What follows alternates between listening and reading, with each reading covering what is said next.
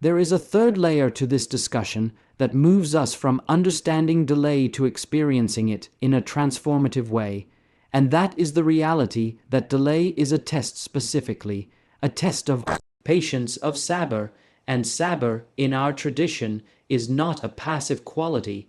It is not simply waiting and doing nothing.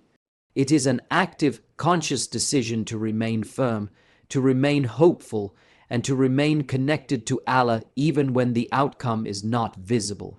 Because anyone can maintain faith when things are going their way.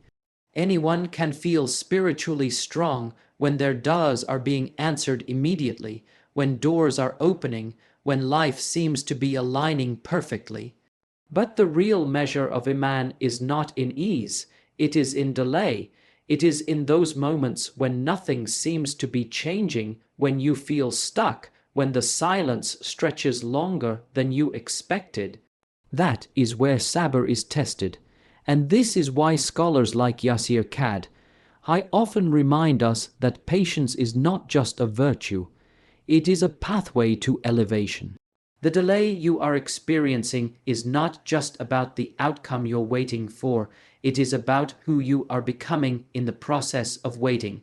Every moment you choose trust over frustration, every time you continue making dua despite not seeing results, every instance where you resist the urge to give up, that is being recorded. That is raising your rank. From a psychological perspective, this is incredibly powerful because it reframes waiting from something empty into something meaningful. Most people view waiting as wasted time. They see it as a gap between effort and reward. But in the divine framework, waiting is part of the reward. It is a period of internal construction. Your resilience is being built. Your emotional discipline is being strengthened. Your reliance on Allah is being purified from dependency on outcomes. And let's be honest, patience is uncomfortable. It challenges our need for control. It exposes our inner restlessness. It forces us to sit with uncertainty. But that discomfort is not without purpose. It is refining you. It is stripping away illusions of self-sufficiency and replacing them with a deeper, more grounded reliance on Allah. There is also a subtle but important distinction we need to make. Patience does not mean you stop striving. It does not mean you become passive or indifferent. You continue to act, to plan, to make dua, but internally you detach from the urgency of immediate results. You are no longer shaken by delays because your trust is anchored in something greater than timelines. And this is where true strength lies, not in controlling outcomes, but in controlling your response to them. The one who has Sabr is not the one who never feels frustration, but the one who refuses to let that frustration dictate their relationship with Allah. They feel the weight of delay, but they carry it with dignity, with trust, with hope. Over time, something remarkable happens. The very delay that once felt heavy begins to feel purposeful. You start to notice changes within yourself, greater calm, deeper reflection, a stronger connection to Allah. And you realize that even if the outcome takes time, the transformation is already taking place. So understand this, the delay is not testing whether Allah will give you what you want. It is testing whether you will remain who you are meant to be while you wait. Because in the end, the one who masters patience doesn't just receive the blessing, they become worthy of it. Let's go deeper into a reality that is often overlooked, yet it sits at the heart of why delays happen in our lives. Sometimes what you are asking for is not being delayed, it is being diverted. And that diversion is not a punishment, it is protection. As human beings, we are naturally drawn to what appears good on the surface. We see an opportunity, a relationship, a path, and we become convinced that this is exactly what we need. Emotionally, we invest in it. Mentally, we build a future around it. Spiritually, we begin to make dua specifically for it. And then, when it doesn't happen, or when it keeps getting delayed, we feel confusion, even disappointment. But what we fail to consider is that our perception is limited, while Allah's knowledge is absolute. This is where the depth of Tawakkul truly begins to unfold. Trusting Allah is not just believing that He will give you something better later. It is believing that what is being withheld right now may itself be a form of mercy. Scholars like Yasir I often highlight that one of the highest levels of Iman is to trust Allah not only in what He gives, but in what He withholds. Because withholding requires a deeper kind of faith, it requires you to accept that your understanding might be incomplete. Think about how many times in your life you were certain about something. You were convinced that if this one thing worked out, everything else would fall into place. But as time passed, realities changed.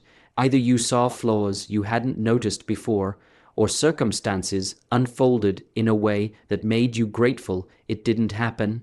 That clarity didn't exist in the moment of desire. It only came later, and that alone should humble us. It should remind us that our judgment, no matter how confident it feels, is always partial. There is also a profound psychological insight here. When something is delayed or taken away, our immediate reaction is to interpret it as loss. We focus on what we didn't get. But what if we trained ourselves to also consider what we might have been saved from? What unseen consequences were avoided? What harm was quietly removed from our path? This shift doesn't just change how we see delay, it changes how we experience life itself. Because now, instead of feeling deprived, you begin to feel guarded. Instead of feeling unlucky, you begin to feel cared for. And that sense of being under divine protection brings a level of inner peace that cannot be achieved through outcomes alone. There is a well-known Quranic principle that captures this perfectly, that you may love something and it is bad for you, and you may dislike something and it is good for you. This is not just a statement, it is a lens through which we are meant to interpret our lives. It challenges our instincts. It forces us to pause before labeling something as good or bad, simply based on how it feels in the moment. And perhaps one of the most transformative habits you can develop is to replace the question, "Why is this not happening for me?" with "What might Allah be protecting me from?"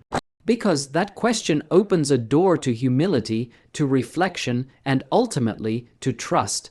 So when you encounter delay, don't rush to assume something is missing. Consider the possibility that something harmful is being kept at a distance, that what you are being denied today may be the very thing you will thank Allah for tomorrow. Because sometimes the greatest form of divine care is not in opening every door you knock on, but in quietly closing the ones that would have led you astray. There is another dimension to delay that shifts the entire conversation from "Why is this happening?" to "What is this doing to me?" And that is the reality that delay is a test of patience, of Sabr in its truest and most refined form. Now, Sabr is often misunderstood. People think patience means simply waiting quietly, doing nothing, suppressing frustration, and hoping things eventually change. But that is not the Sabr our tradition speaks about. Sabr is active. It is a state of inner stability while continuing to move forward.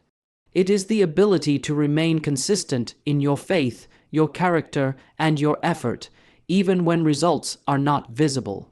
Because the truth is, it's very easy to be motivated when things are going your way. It's easy to feel connected to Allah when your du'as are being answered quickly, when doors are opening, when life feels smooth. But what happens when none of that is there? What happens when you're putting in effort, making du'a, trying to stay consistent, and yet nothing seems to be changing? That is where Sabr is not just tested, it is defined. Scholars like Yasir I often emphasize that these moments are not empty, they are deeply meaningful. Every second of patience is being recorded. Every moment you resist despair, every time you continue to turn back to Allah despite the silence, every instance where you choose trust over frustration, these are not small acts. They are acts of Arabic, Tain Arabic, Ba Arabic, Alif Arabic, Dal Arabic letter 6c, one in themselves. They are elevating you in ways you cannot measure. From a psychological perspective, this is transformative, because it redefines the entire concept of waiting. Most people see waiting as wasted time, a gap between effort and reward. But in reality, the waiting is part of the process of becoming. It is where your internal world is reshaped. Your emotional resilience is strengthened, your expectations are refined, your dependence on immediate outcomes begins to fade, and your reliance on Allah begins to deepen. And let's not ignore the discomfort of this process. Sabr is not easy. It forces you to confront uncertainty. It challenges your need for control. It exposes the parts of you that want instant results, that struggle with delays, that feel unsettled when things don't go according to plan. But that discomfort is not a sign that something is wrong. It is a sign that something is being refined. There is also a critical balance here that needs to be maintained. Patience does not mean passivity. You are still required to act, to strive, to make dua, to pursue what is good. But internally, you release the pressure of it must happen now. You continue your effort without tying your peace to the timing of the result, and that is a very high level of emotional and spiritual maturity. Over time, something remarkable begins to happen. The delay itself starts to lose its weight, not because the outcome has arrived, but because you have changed. You begin to feel more grounded, more at peace, more connected. Your relationship with Allah becomes less transactional and more sincere. You are no longer worshipping Him just for outcomes. You are turning to Him because you trust Him. And that is the real transformation. Because in that state, whether the blessing comes sooner or later, you have already gained something far more valuable. You have developed a Arabic, Af Arabic, Lam Arabic, Ba that is steady, resilient, and anchored in faith. So understand this clearly: the delay is not testing your ability to wait. It is shaping your ability to remain firm while you wait. And the question you need to carry with you is this: when the blessing finally arrives, will it find you impatient and restless, or patient and transformed? There is a subtle but deeply transformative reality that often goes unnoticed when we speak about delay, and that is this: the waiting period is not empty. It is where the real work is happening. Not the work you can measure externally, not the kind that people applaud or recognize, but the internal work that shapes who you are becoming. Because sometimes the reason something hasn't arrived yet is not because it isn't written for you, but because you are not yet ready for it. And that can be difficult to accept. We like to believe that we are prepared, that if the opportunity came today, we would handle it perfectly. But if we are honest with ourselves, growth is a process, maturity is a process, strength, especially emotional and spiritual strength, is a process. And Allah, in His wisdom, does not give you something that will break you. He gives you what you can carry, and He prepares you before placing that weight in your hands. Scholars like Yasir I often emphasize that Allah's Arabic, Ta Arabic, Rot Arabic, Ba Arabic, Farsi Ye Arabic letter 6, C1, His way of nurturing and developing a believer is gradual. It unfolds over time through experiences, through challenges, through moments of uncertainty, and delay is one of the most powerful tools in that process, because it forces you to confront yourself. It reveals your weaknesses, your fears, your insecurities, and at the same time, it gives you the space to work on them. Think about it from a psychological perspective. If you were given everything you asked for immediately, without resistance, without delay, you might gain the outcome, but you would miss the transformation. You would have the blessing, but not the capacity to truly appreciate it, sustain it, or use it in a way that brings long-term benefit. In some cases, the blessing itself could even become a burden because you haven't developed the discipline, the patience, or the clarity required to handle it. So the delay becomes a form of preparation. It is shaping your mindset. It is refining your priorities. It is teaching you lessons that cannot be learned through ease alone. You begin to understand the value of what you are asking for.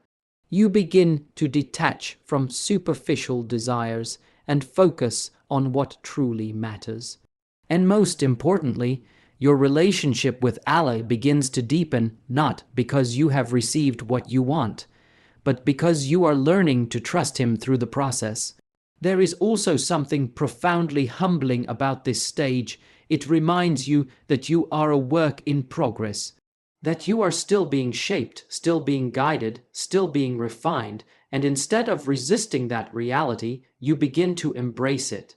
You start to see the delay not as an obstacle, but as a necessary phase in your journey, and when you adopt that mindset, everything changes.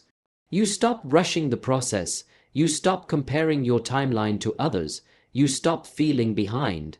Because you realize that you are exactly where you need to be, learning exactly what you need to learn, at the exact moment you need to learn it. So, rather than asking, "Why hasn't it happened yet?" a more powerful question emerges: what is this moment trying to teach me? Because once you begin to engage with the delay in that way, it no longer feels like stagnation. It feels like progress, just a different kind of progress, one that is internal, quiet, but incredibly significant. And perhaps the most beautiful part of this is that when the blessing finally arrives, you are not the same person who first asked for it. You are stronger, you are wiser, you are more grounded, and because of that, the blessing doesn't just enter your life. It settles into a space that is ready to receive it. So understand this: the delay is not holding you back, it is building you up, and the question you need to reflect on is not, "When will I get what I want?" but rather, "Who am I becoming while I wait?" There comes a point in this discussion where everything we've said begins to converge into one central realization. Allah's plan is not just different from yours, it is better than yours. Not slightly better, not occasionally better, but consistently and perfectly better, even when it contradicts your expectations. And this is where the real internal struggle lies, because as human beings, we are deeply attached to our own plans. We think in timelines, we set goals, we imagine outcomes, and then, consciously or subconsciously, we begin to believe that the way we've envisioned things is the best way forward. So when reality unfolds differently, when delays happen, when doors close, when plans fall apart, it doesn't just disappoint us, it unsettles us. It challenges our sense of control, but the believer is called to something higher than control. The believer is called to trust. And not just a superficial trust, but a deep intellectual conviction that Allah's knowledge encompasses what you cannot even begin to perceive. Scholars like Yasir often remind us that Allah sees the full picture while we see fragments. You are making decisions based on your current emotions, your limited experiences, your immediate circumstances. Allah is orchestrating outcomes based on infinite knowledge of consequences, of hidden variables, of future realities you cannot access. So when your plan doesn't unfold, it's not because something went wrong. It's because something more accurate, more precise, is taking its place. From a philosophical perspective, this requires a complete shift in how you define success. Most people define success as achieving what they planned. But in reality, success is aligning with what Allah has planned, even if it looks different from what you expected. Because your plan is based on what you want, Allah's plan is based on what is best, and that distinction is critical. There is also a psychological relief that comes with internalizing this truth. When you truly accept that Allah's plan is better, you free yourself from the constant pressure of needing everything to go according to your expectations. You stop overanalyzing every delay, every detour, every unexpected outcome. Instead, you begin to move through life with a sense of calm, knowing that even when things don't make sense, they are still making purpose. This doesn't mean you stop planning. It doesn't mean you become passive or careless. You still set goals. You still strive. You still make dua, but you hold your plans lightly. You don't attach your identity or your peace to them. Because you understand that if Allah chooses a different path for you, that path is not a downgrade. It is an upgrade, even if you cannot see it yet. And perhaps one of the most powerful signs of maturity in faith is this: when something doesn't go your way, your first instinct is not frustration, but reflection. Not, why did this happen? But, what is Allah guiding me towards? That shift is subtle, but it changes everything. Because now, instead of resisting reality, you begin to align with it. Over time, you'll notice a pattern. The things you once thought were setbacks were actually redirections. The delays you once questioned were actually perfectly timed. The plans you once held on to so tightly were replaced by something you couldn't have planned better yourself. So understand this clearly. Your plan is limited by what you know. Allah's plan is perfected by what He knows. And the real question is not whether your plan will work out, but whether you are willing to trust a plan that is far wiser than anything you could ever design. As we bring all of these reflections together, there is one final reality that gives meaning to every moment of delay, every test of patience, every instance of uncertainty, and that is this: the reward of patience is always greater than the pain of waiting. Now, this is easy to say, but it is not easy to feel when you are in the middle of the wait. Because when you are waiting, the emotions are real, the uncertainty is real, the questions are real. You feel the weight of time, you feel the silence, and sometimes you feel as if nothing is moving. But what we often fail to recognize is that the value of what is coming is being shaped by the difficulty of what you are going through. In other words, the delay is not just stretching your time, it is expanding your capacity to receive. Think about anything in life that you truly value, the things that came easily, without effort, without struggle, without waiting. Did they leave the same impact on you? Did they shape you in the same way? Usually not. It is the things that required patience, that demanded perseverance, that tested your consistency. Those are the things that stay with you. Those are the things you protect, appreciate, and understand on a deeper level. And this is part of Allah's wisdom. Because when He gives after a period of delay, He gives in a way that is more meaningful. The blessing is not just an outcome, it is an experience. It carries with it the memory of your dua, the nights you waited, the moments you struggled to stay patient. And because of that, it enters your life with a weight and a value that instant gratification could never provide. Scholars like Yasir I often highlight that Allah does not waste your patience, not a single moment of it. Every second you endure with Sabr is accounted for, and it will be returned to you, either in the form of what you asked for, something better than it, or reward in the hereafter that far exceeds what you could have imagined, and this shifts your entire relationship with waiting, because now you are not just waiting for a result, you are investing in a reward. You begin to see your patience not as something you are losing, but as something you are building, something that is accumulating, even if you cannot see it yet. There is also a deeper psychological transformation that takes place here. When you know that your patience will be rewarded, you stop resenting the delay. You stop seeing it as an obstacle, and instead you begin to see it as part of the journey towards something greater. The pain does not necessarily disappear, but it becomes purposeful, and pain with purpose is something the human heart can endure.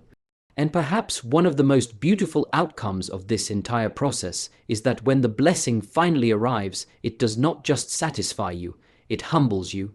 Because you remember what it took to get there, you remember the moments of doubt, the effort to remain patient, the internal struggle. And that memory transforms your gratitude, it deepens it, it makes it sincere. But even beyond the worldly outcome, there is a reality we must not forget. Sometimes the greatest reward of patience is not what you receive in this life, but what is saved for you in the next. And when that reality becomes clear, when a person sees the scale of what their patience has earned, they will wish they had endured even more. So understand this, the waiting is not empty and the pain is not wasted. It is being converted into something far greater than you can currently perceive. And the question you need to ask yourself is this: if the reward is guaranteed, then why not choose patience over frustration and trust over doubt?